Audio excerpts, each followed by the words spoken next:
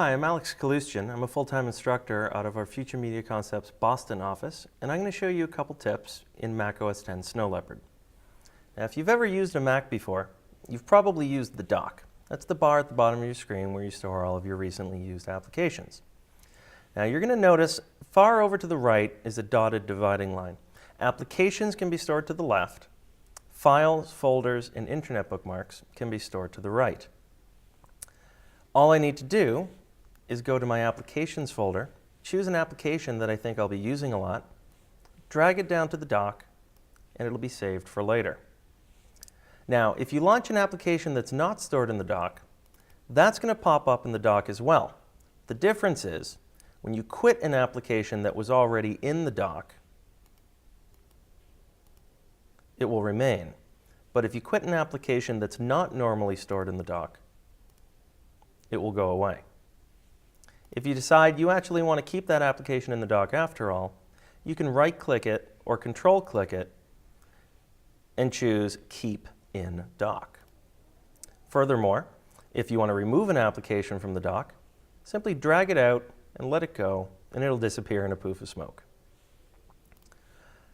Let's say that we have a lot of applications in the dock, and we're feeling a little cluttered, and we want to organize this a little bit. Here's a little trick that lets us add dividers to the dock. Open up your terminal. If you've never used it before, don't fear, it's not going to be that tough. I'm going to go to the Utilities folder, launch the terminal, and I'm going to type the following in the terminal. I'll go slow because I know you're all writing this down. Defaults write com.apple.dock. Now I'm going to pause there. The defaults command allows you to edit or alter the preferences of any app on your computer, even apps that you may not think of as having preferences. Sure, you can open the preferences window in TextEdit or Microsoft Word, but some features like the dock aren't quite as accessible. That's why we use the defaults command. Write, because I'm writing an edit to the preferences. com.apple.dock is the preference file I'm editing. Now, what is it we want to change? Here's where it gets a little bit crazy, so follow along.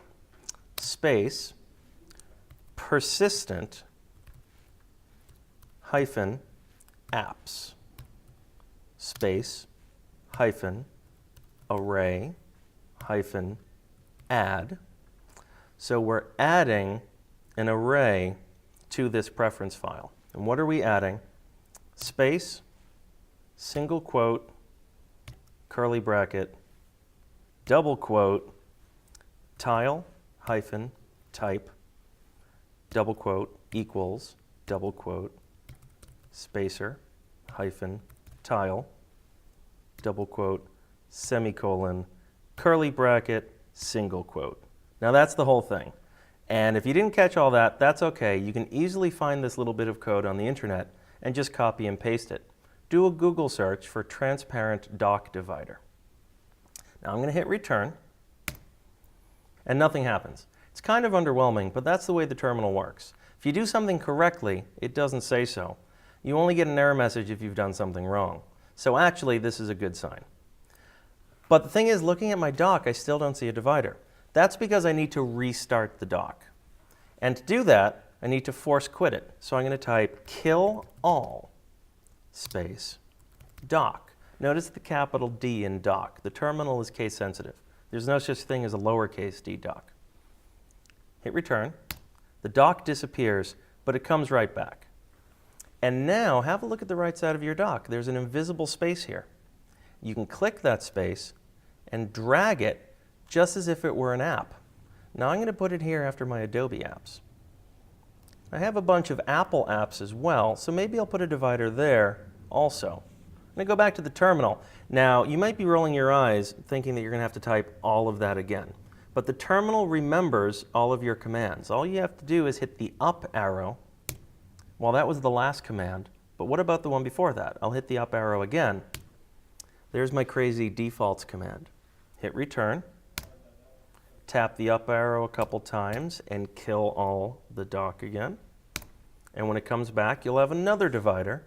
You can drag that wherever you want it. There we go. Now I have my Adobe apps, I have my Final Cut Studio, and I have everything else. A nicely organized doc, worthy of the obsessive-compulsive in all of us. You'll pick up terminal tricks like that and many more in all of our Apple-certified classes offered at all of our Future Media Concept offices. Check out our website if you'd like any more information.